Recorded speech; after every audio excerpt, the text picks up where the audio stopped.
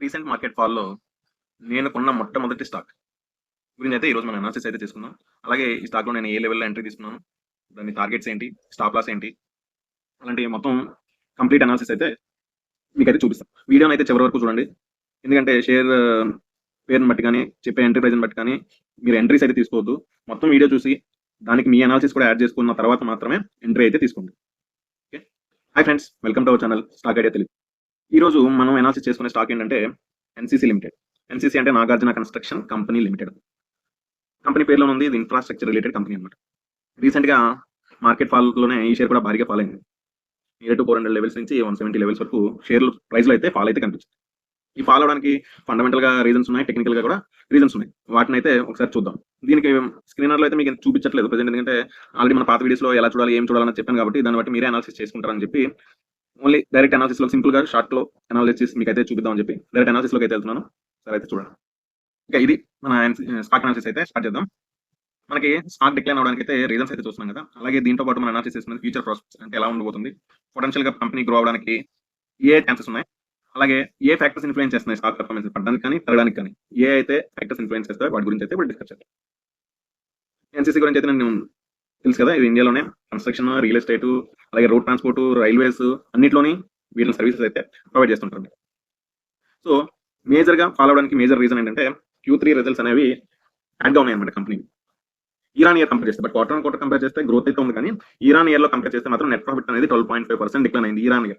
అదే గుర్తుపెట్టుకోండి, quarter on quarter కాదు, ఇయర్ ఆన్ ఇయర్ లో కంపేర్ చేస్తే నెట్ ప్రాఫిట్ అయితే డిక్రీజ్ అయింది. అలాగే ఎబిటా మార్జిన్ కూడా 9.6% నుంచి 7.9% అయితే ఫాల్ అయింది. అలాగే డెట్ లెవెల్స్ ఇంక్రీజ్ అయినాయి. ఎంత ఇంక్రీజ్ అయినాయి అన్నది కూడా ఇది చూడండి. 730 crores నుంచి 2400 crores. ఇది quarter on quarter increase, not year on year. So ఒక క్వార్టర్ ఆన్ క్వార్టర్ నుంచి 1730 కోట్ల నుంచి అప్పు ఎక్కడికి వెళ్ళింది, 2400 కోట్లకి అప్పు అయితే పెరిగింది. ఇది చాలా డ్రాస్టిక్ గా పెరిగింది. సో దీనికి రీజన్స్ చాలా ఉండొచ్చు. ఆ రీజన్స్ కూడా మీకు నేను డిస్కస్ చేస్తాను. బట్ ఒకసారి ఇంత అప్పు పెరగడానికి అది ఇన్వెస్ట్మెంట్ పర్పస్ లేదా వీళ్ళు ఎక్స్పాన్షన్ పర్పస్ చేస్తుంటే మాత్రం కంపెనీ గుడ్. అలాగే కాకుండా అదర్ రీజన్స్ వల్ల డెట్ పెరిగింది అంటే మాత్రం అది కంపెనీకి నెగిటివ్. సో ఈ రీజన్స్ అన్ని కూడా షేర్ ఫాలో అవడానికి దోహదపడ్డాయి అనమాట. Payment delays. ఈ అప్పు పెరిగిందని చెప్పాను కదా. ఈ అప్పు పెరగడానికి ఒక మెయిన్ కారణం ఏంటంటే పేమెంట్ డిలేస్. వీళ్ళకి రావాల్సిన పేమెంట్స్. వీళ్ళేంటంటే ముఖ్యంగా స్టేట్ గవర్నమెంట్ కి ఈ రోడ్ తెలుసు కదా, రోడ్లు కానీ, కన్స్ట్రక్షన్ కానీ ఇలా గవర్నమెంట్ తో లింక్ అయిన కాంట్రాక్ట్స్ ఎక్కువ ఉంటాయి. రీసెంట్ గా డిఫరెంట్ స్టేట్స్ లో ఎలక్షన్స్ అవడం వల్ల వీళ్ళకి పేమెంట్స్ రావడం అనేది డిలే అయింది. ఎందుకంటే ఎలక్షన్ టైంలో ఎలక్షన్ కూడా ఉండడం వల్ల పేమెంట్స్ రిలీజ్ చేయరు. దానికి 6 మంత్స్ బ్యాక్, 6 మంత్స్ తర్వాత గవర్నమెంట్ చేంజ్ అవడం, ఇలా పాలసీ చేంజెస్ అవడం, దీనివల్ల ఏంటంటే వీళ్ళకి రావాల్సిన పేమెంట్స్ అయితే డిలే అయినాయి అనమాట గవర్నమెంట్స్ నుంచి. దీనివల్ల ఏమైంది, వాళ్ళకి ఇన్వెస్ట్మెంట్ అయితే ఆపడానికి లేదు, ప్రాజెక్ట్ అయితే ఆపడానికి లేదు. సో వీళ్ళు డెట్ తీసుకొచ్చి ప్రాజెక్ట్స్ అయితే కంటిన్యూ చేస్తున్నారు. దీనివల్ల పేమెంట్స్ డిలే అవ్వడం వల్ల వీళ్ళు డెట్ తెచ్చుకోవాల్సి వచ్చింది ప్రాజెక్ట్ కంప్లీట్ చేయడానికి. అందువల్ల మాత్రమే డెట్ ఇంక్రీజ్ అయింది. డెట్ ఇంక్రీజ్ అవ్వడం అనేది ఒక నెగిటివ్. బట్ ఏంటంటే పేమెంట్ డిలే అవ్వడం వల్ల ఇంక్రీజ్ అయింది కాబట్టి సమ్వాట్ ఓకే. బట్ ఈ పేమెంట్స్ అనేవి ఎంత త్వరగా కంపెనీ రిసీవ్ చేసుకోగలిగితే అంత త్వరగా కంపెనీ అనేది మళ్ళీ బ్యాక్ టు ట్రాక్ అనేది అయితే వస్తుంది అనమాట. సో వీళ్ళు అందువల్ల ఏం చేస్తారంటే గైడెన్స్ ఇచ్చినప్పుడు కూడా నెక్స్ట్ గైడెన్స్ కానీ నెక్స్ట్ ఇయర్ గైడెన్స్ కానీ ఎలా ఇస్తున్నారంటే గైడెన్స్ ని 15% నుంచి 5% గ్రోత్ కి తగ్గించారనమాట. అంటే ప్రీవియస్ గా 15% గ్రోత్ ఉంటుంది మా కంపెనీ పర్ఫార్మెన్స్ లో అని చెప్పిన వాళ్ళు ఇప్పుడు ప్రెసెంట్ దాన్ని 15% నుంచి 5% తగ్గించారనమాట. సో కంపెనీ మేనేజ్మెంట్ మా పెర్ఫార్మెన్స్ తగ్గుతుంది అని చెప్తున్నారు అంటే ఆటోమేటిక్గా మీకు అర్థం అవుతుంది పర్ఫార్మెన్స్ లో వీక్నెస్ అయితే ఉండబోతుంది అని చెప్పి. సో దానివల్లే స్టాక్ రియాక్ట్ అయితే అయిందనమాట. అలాగే ఎబిటా మార్జిన్ కూడా 9.5 నుంచి 9.25 కి డిక్రీజ్ అయితే చేశారు. అలాగే ఒకసారిగా షేర్ ఫాలో అవుతుందంటే రీజన్స్ అన్ని ఆల్రెడీ మనం డిస్కస్ చేసుకున్నాం. ఈ రీజన్స్ బట్టి అనలిస్టులు కూడా షేర్ అయితే డౌన్గ్రేడ్ చేస్తారు. నోవామా వాళ్ళు టార్గెట్ అయితే 26% తగ్గించారు. ఎందుకంటే అదే చెప్పాను కదా, డెట్ రైజ్ అవుతుంది, స్లో ఇన్ఫెక్ట్ హ్యాపెన్స్. ఆయన చెప్పుకున్న రీజన్స్ ఇప్పుడు నెగిటివ్స్ అయితే చెప్పాను. అలాగే ఇప్పుడు పాజిటివ్ గా నెక్స్ట్ స్టాక్ లో గ్రోత్ రావాలి అంటే వీళ్ళ దగ్గర ఉన్న పాజిటివ్స్ ఏంటనేది ఇప్పుడు డిస్కస్ చేద్దాం. వీళ్ళకి ముఖ్యంగా ఆర్డర్ బుక్ అయితే స్ట్రాంగ్ గా ఉంది. 60,000+ crore ఆర్డర్ బుక్ అయితే వీళ్ళ దగ్గర అయితే ఉంది. క్వార్టర్ క్వార్టర్లో కొంచెం ఆర్డర్ బుక్ తగ్గినప్పటికీ వీళ్ళ దగ్గర ఉన్న ఆర్డర్ బుక్ అయితే స్ట్రాంగ్ గానే ఉంది. కొత్త ఆర్డర్స్ కూడా విన్నింగ్ న్యూ కాంట్రాక్ట్స్, కొత్త ఆర్డర్స్ కూడా వీళ్ళకి బాగానే వస్తున్నాయి కాబట్టి ఎంత ఆర్డర్ బుక్ ఎక్కువ ఉంటే వాళ్ళకి అంత బిజినెస్ రన్నింగ్ లో ఉంటుంది అనమాట. దానివల్ల ఏంటంటే క్యాష్ ఫ్లో అనేది రెగ్యులర్ గా వస్తుంటుంది. మార్జిన్స్ కూడా ఇంప్రూవ్ అవడానికి ఛాన్సెస్ ఎక్కువ ఉంటాయి. ప్రాఫిట్ కూడా ఇంక్రీజ్ అవడానికి ఛాన్సెస్ ఎక్కువ ఉంటాయి అన్నమాట. రీసెంట్ గా 11 lakhs crore క్యాపెక్స్ ప్లాన్ మన బడ్జెట్ లో అనౌన్స్ చేస్తారు కదా. దీనివల్ల కూడా ఏంటంటే ఇన్ఫ్రాస్ట్రక్చర్ స్టాక్స్ కి అనేది బెనిఫిట్ ఉండబోతుంది అనేది గవర్నమెంట్ నుంచి వచ్చిన ఒక పుష్ అన్నమాట. ఇది కూడా ఈ కంపెనీకి ఒక విధంగా పాజిటివ్. అలాగే వీళ్ళకున్న స్ట్రాంగ్ ప్రాజెక్ట్ పైప్లైన్స్ రీసెంట్ గా మన సెంట్రల్ గవర్నమెంట్ రోడ్లు కానీ, రైల్వేకి సంబంధించిన కానీ, అలాగే హౌసింగ్ ప్రాజెక్ట్స్ గురించి ఎక్కువగా బడ్జెట్ అయితే కేటాయిస్తున్నారు. సో వీటిలో కూడా ఈ కంపెనీ సర్వీసెస్ ఉన్నాయి కాబట్టి ఎక్కువగా ఈ కంపెనీకి ఈ ప్రాజెక్ట్స్ కొత్తగా వచ్చే ప్రాజెక్ట్ పైప్లైన్ వల్ల యూజ్ అయితే ఉంటుంది అనమాట. సో ఈ పేమెంట్స్ ఏదైతే డిలే అయ్యాయని చెప్పానో అవి కనుక ఇప్పుడు అని దాదాపు మోస్ట్ స్టేట్స్ బిగ్ స్టేట్స్ అన్నింటిలోనే ఎలక్షన్స్ అయిపోయి రిజల్ట్స్ వస్తే కొత్త గవర్నమెంట్స్ కూడా ఫామ్ అయ్యి స్టెబిలైజ్ అయినాయి కాబట్టి వీళ్ళ పేమెంట్స్ అయితే రిలీజ్ అవడానికి ఛాన్సెస్ ఎక్కువ ఉన్నాయి. సో ఈ రిలీజ్ అయితే కంపెనీకి వాళ్ళ వర్కింగ్ క్యాపిటల్ అనేది ఈజ్ అయితే అవుతుంది అనమాట. దానివల్ల క్యాష్ ఫ్లోస్ ఇంప్రూవ్ అవుతాయి, ఆటోమేటిక్గా డెట్ అనేది డిక్రీజ్ అవుతుంది అనమాట. సో 25లో వాళ్ళు చెప్పినట్టు వాళ్ళైతే వాళ్ళ గ్రోత్ అనేది తగ్గించుకున్నారు.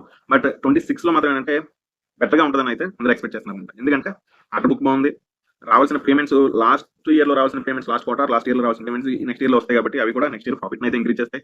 ఆ విధంగా కంపెనీ పర్ఫార్మెన్స్ అయితే ఇంప్రూవ్ అవుతుంది. అలాగే గవర్నమెంట్ నుంచి వచ్చిన పుష్ చెప్పాను కదా ఆల్రెడీ లెవెన్ ఫ్లోర్ క్యాపెక్స్ అయితే అనౌన్స్ చేశారు కాబట్టి అది కూడా కంపెనీకి 26లో ఫైనాన్షియల్ ఇయర్ 26లో మంచి గ్రోత్ అయితే ఇవ్వబోతుంది అనమాట. ఆల్రెడీ ప్రాజెక్ట్స్ గురించి చెప్తున్నాం కాబట్టి దీని గురించి డిస్కస్ చేయట్లేదు. సో అలాగే ప్రెసెంట్ వాల్యుయేషన్స్ అనేది మార్కెట్ షేర్ అయితే భారీగా ఫాల్ అయింది కాబట్టి ప్రెసెంట్ ఉన్న వాల్యుయేషన్స్ అయితే అట్రాక్టివ్ గా ఉన్నాయి. అలాగే ప్రమోటర్స్ అయితే హోల్డింగ్ అయితే తగ్గించుకోలేదు, అది పాజిటివ్ న్యూస్. అలాగే వాళ్ళ వాటాలు ఎటువంటి ప్లిడ్జింగ్ కూడా చేయలేదు అనమాట. సో ఇవి ఒక విధంగా పాజిటివ్. సో ఫైనల్ కన్క్లూజన్ గురించి వస్తే షార్ట్ టర్మ్ అయితే ఛాలెంజెస్ ఉన్నాయి.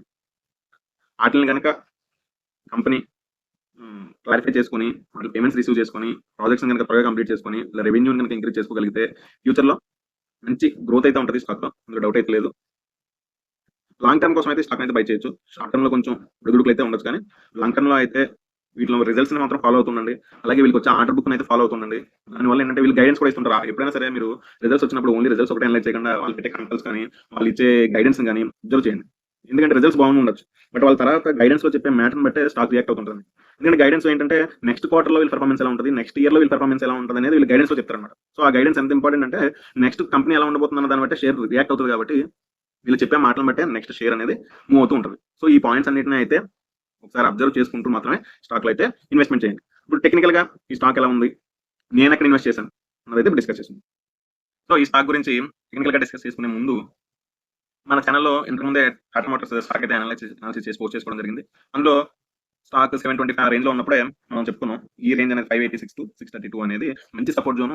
ఈ జోన్ దగ్గర కనుక వస్తే 50% ఆఫ్ ఇన్వెస్ట్మెంట్స్ అయితే స్టార్ట్ చేయండి అని చెప్పి మనం అయితే డిస్కస్ చేసుకున్నాం. సో ఆ రేంజ్ వచ్చిన తర్వాత షేర్ అనేది ఎలా రియాక్ట్ అవుతుంది అనేది అయితే మీరైతే చూడండి. సో 632 నుంచి ప్రెసెంట్ 682. సో ఇప్పుడు 632 దగ్గర ఎంట్రీ తీసుకున్నా 50 రూపీస్ పాజిటివ్ లో అయితే గ్యారంటీ ఉంటారు. ఎవరైనా మన వీడియో చూసి ఇన్వెస్ట్మెంట్ అయితే కనుక చేసి ఉంటే మాత్రం కామెంట్స్ లో అయితే చెప్పండి. అలాగే దీంట్లో నెక్స్ట్ అప్డేట్స్ అయితే నేను ఇస్తానని చెప్పాను కదా, ఆల్రెడీ మొన్న లాస్ట్ వీడియోలో కూడా ఒక అప్డేట్ అయితే ఇచ్చాను. 670 పైన క్లోజ్ అయితే నెక్స్ట్ టార్గెట్ అయితే రివీల్ చేస్తానని చెప్పాను. ప్రెసెంట్ స్టాక్ అయితే 670 పైన క్లోజ్ అయింది కాబట్టి దీని నెక్స్ట్ టార్గెట్ అయితే మనం డిస్కస్ చేసుకుందాం.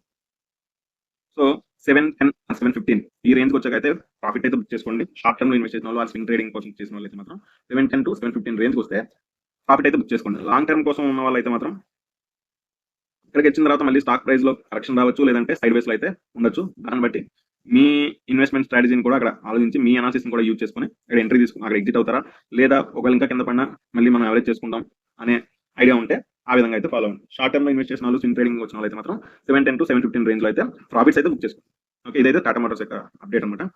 ఇప్పుడు ప్రెసెంట్ మనం డిస్కస్ చేసుకున్న ఎన్సీసీ స్టాక్ గురించి అయితే వెళ్దాం. సో ఇది ఎన్సీసీ స్టాక్ అయితే ఇదైతే క్వార్టర్లీలో మంచి సపోర్ట్ జోన్ అనమాట. ఈ జోన్ వరకు అయితే స్టాక్ ఆల్రెడీ వచ్చింది, అక్కడి నుంచి ఆల్రెడీ రియాక్ట్ కూడా అయింది. నేనంటే వీడియో ఎప్పటి నుంచో చేద్దాం అనుకుంటున్నాను స్టాక్ గురించి, బట్ ఏంటంటే మార్కెట్ డౌన్ లో ఉంది ఒక ఉద్దేశంతోనే కొంచెం లేట్ గా తేడా అయితే జరిగింది. కానీ అప్పుడే స్టాక్ 22, 25, 26 రూపీస్ అయితే మూవ్ కూడా అయిపోయింది. ఏం పర్వాలేదు, ఇంకా గ్రోత్ అయితే రావడానికి చాలా ఛాన్సెస్ ఉన్నాయి కాబట్టి ఒకసారి అయితే అబ్జర్వ్ చేయండి. మంత్లీ టైం ఫ్రేమ్ లో చూసినా మంచి సపోర్ట్ లో ఉంది, సపోర్ట్ నుంచి అయితే స్టాక్ అయితే రియాక్ట్ అవుతుంది. వీక్లీ టైం ఫ్రేమ్ లో చూసినా సరే స్టాక్ అయితే పాజిటివ్ లోనే ఉంది. సో ఇప్పుడు దీని యొక్క ఎంట్రీ ప్రైస్ అయితే ఒకవేళ ఇప్పటివరకు ఎవరైనా బై చేసి ఉండకపోయి ఉంటే మాత్రం కరెంట్ ప్రైస్ లోనే బై చేయొచ్చు, ప్రాబ్లం లేదు. లేదు ఒకవేళ ప్రైస్ కనుక రేపు కానీ ఎల్లుండి కానీ కొంచెం రియాక్ట్ బ్యాక్ కనుక వస్తే మాత్రం 186 to 188 రేంజ్ లో కనుక వస్తే అయితే ఎంట్రీ తీసుకోండి. ఫస్ట్ టార్గెట్ గా అయితే 216, సెకండ్ టార్గెట్ గా అయితే 231. ఇది ఓన్లీ స్వింగ్ ట్రేడ్ కి షార్ట్ టర్మ్ ట్రేడ్ కి మాత్రమే చెప్తున్నాను నేను. లాంగ్ టర్మ్ కి అయితే మాత్రం దీన్ని హోల్డ్ చేసుకోవచ్చు. ఆ హోల్డింగ్ చేసుకునే వాళ్ళు మాత్రం కంపల్సరీగా వాళ్ళ మార్కెట్ రిజల్ట్స్ అయితే ఫాలో అవ్వాలి, వాళ్ళ కంపెనీ అనౌన్స్మెంట్స్ అయితే ఫాలో అవ్వాలి. అవి ఫాలో అవ్వగలము, మనం అనాలిసిస్ చేసుకోగలం అనుకుంటే మాత్రం లాంగ్ టర్మ్ అయితే ఈ షేర్లో అయితే ఇన్వెస్ట్ చేసుకోవచ్చు. షార్ట్ టర్మ్ కి స్వింగ్ ట్రేడింగ్ అయితే మాత్రం చెప్తున్నాను కదా, ఫస్ట్ టార్గెట్ 217, సెకండ్ టార్గెట్ అయితే 231. కరెంట్ ప్రైస్ లోనే ఎంట్రీ అవ్వచ్చు, ప్రాబ్లం లేదు. ఒకవేళ కనుక డౌన్ కనుక వస్తే మాత్రం 187 to 189 లో ఎంటర్ అయితే మాత్రం మనకి 1:2 రిటర్న్ లో మాత్రం ప్రాఫిట్ అయితే బుక్ చేసుకోండి. కంపల్సరీ స్టాప్ లాస్ అయితే మెయింటైన్ చేయండి. 186 ఒకవేళ బై చేసి ఉంటే మాత్రం 1:2 అనేది కంపల్సరీ పెట్టుకోండి. అంటే 10 రూపీస్ స్టాప్ లాస్ పెట్టుకుంటే 20 రూపీస్ టార్గెట్ గా అయితే పెట్టుకోండి. దాని ప్రకారం మాత్రమే ట్రేడ్ అయితే చేయండి. స్టాప్ లాస్ లేకుండా మాత్రం ట్రేడ్ చేయొద్దు. నేను చెప్పాను లేకపోతే ఎవరైనా చెప్పారనో మాత్రం ఏ స్టాక్ లో ఎంట్రీ అయితే తీసుకోవద్దు. ఇదేంటంటే నా అనాలిసిస్, నేను చేసుకున్న అనాలిసిస్ దాన్ని బట్టి నేను ఈ షేర్‌లో అయితే బై చేసున్నాను. అది డిస్క్లైమర్ కింద అయితే చెప్తున్నాను. కాబట్టి ఎవరో చెప్పారనో మీరు మాత్రం ఎంట్రీ అయితే ఎప్పుడు తీసుకోవద్దు. మేము చెప్పే ఈ పాయింట్‌ని అయితే మీ అనాలిసిస్‌కి యాడ్ చేసుకొని, ఓకే. ఇక్కడ బై చేస్తే పర్వాలేదు. నా అనాలిసిస్ కూడా ఇక్కడ పాజిటివ్‌గా ఉంది అని మీరు అనుకుంటే మాత్రమే బై అయితే చేయండి. అంతేగాని నేను చెప్పానను, ఇంకో వీడియోలో చెప్పారని మాత్రం అయితే ఏ స్టాక్‌లోనూ ఎంట్రీ అయితే తీసుకోవద్దు. సో ఇదనమాట. ఈ విధంగా మీరేమనుకుంటున్నారో కూడా కామెంట్స్‌లో అయితే చెప్పండి. అలాగే మన పాత వీడియోస్ కూడా ఒకసారి అయితే చూడండి. ఇందాక మీకు చెప్పినట్టు టాటా మోటార్స్ కానీ, ఎస్‌బీఐ గానీ, మేజర్ షేర్స్ అయితే అనాలిసిస్ అయితే మన ప్లేలిస్ట్‌లో ఉంటది. ఒకసారి అయితే చూడండి. ఎలా ఉన్నాయన్నది అయితే కామెంట్‌లో అయితే చెప్పండి. అలాగే ఎన్‌సీసీ షేర్ గురించి మీరేమనుకుంటున్నారు? మీరు ఆల్రెడీ ఇన్వెస్ట్ చేసుంటే ఏ ప్రైస్‌లో ఇన్వెస్ట్ చేశారో కామెంట్ చేయండి. ఒకవేళ ఇన్వెస్ట్ చేద్దాం అనుకుంటే ఈ ప్రైస్‌లో మీ అనాలిసిస్ సపోర్ట్ చేస్తుందా లేదా? అనే విషయాన్ని కూడా కామెంట్స్‌లో కామెంట్ చేస్తే నాకు కూడా మీ యొక్క అభిప్రాయం గాని, మీ యొక్క అనాలిసిస్ కానీ అర్థం చేసుకోవడానికి నాకు కూడా ఒక ఛాన్స్ ఉంటది. సో కామెంట్స్‌లో అయితే మీరేమనుకుంటున్నారు? ఈ షేర్‌లో ఇన్వెస్ట్ చేద్దాం అనుకుంటున్నారా? లేదంటే ఆల్రెడీ ఇన్వెస్ట్ చేసుంటే ఏ ప్రైస్‌లో ఇన్వెస్ట్ చేశారో next me plan of action ఏం చేద్దాం అనుకుంటున్నారో కామెంట్స్‌లో అయితే తెలియజేయండి. ఈ వీడియో గనుక మీకు నచ్చినట్లయితే లైక్ చేయండి, కామెంట్ చేయండి. అలాగే మీ ఫ్రెండ్స్‌కి కానీ, మీ ఫ్యామిలీ మెంబర్స్‌కి కానీ ఎవరికైనా వీడియో ఉపయోగపడుతుంది అనుకుంటే షేర్ అయితే చేయండి. సో ఇలాంటి ఇప్పటివరకు ఏంటంటే మనం స్టాక్ అనాలిసిస్ మాత్రమే చెప్పాము. ఇప్పుడేంటంటే నేను ఆల్రెడీ ఇందులో ఇన్వెస్ట్ చేశాను అంటున్నాను కాబట్టి ఈ స్టాక్ గురించి అయితే ఈ ఇన్వెస్ట్‌మెంట్ ఇక్కడ చేశాను. ఇది స్టాప్ లాస్, ఇది టార్గెట్ కింద అయితే డిస్కస్ చేశాను. ఇలా మీకు నెక్స్ట్ వీడియోస్‌లో కూడా నేను ఎప్పుడైనా ఇన్వెస్ట్ చేస్తున్నప్పుడు మాకు కూడా చెప్పండి అని అనుకుంటే మాత్రం కామెంట్‌లో అయితే తెలియజేయండి. లేదు మీరు ఓన్లీ అనాలిసిస్ మాత్రమే చెప్పండి అంటే మాత్రం అది కూడా కామెంట్స్‌లో తెలియజేస్తే దాన్ని బట్టి నేను నెక్స్ట్ వీడియోస్ అయితే చేద్దామని అయితే డిసైడ్ అయ్యాను. నేనైతే 191.30 దగ్గర అయితే ఈ స్టాక్‌లో అయితే ఎంట్రీ తీసుకున్నాను. ప్రెజెంట్ 2.84% ప్రాఫిట్స్‌లో అయితే ఉన్నానన్నమాట. దాన్ని కూడా మీకు స్క్రీన్ షాట్ అయితే మీకైతే చూపిస్తున్నాను. ఇదైతే ఈ షేర్‌లో అయితే ఎంట్రీ అన్నమాట.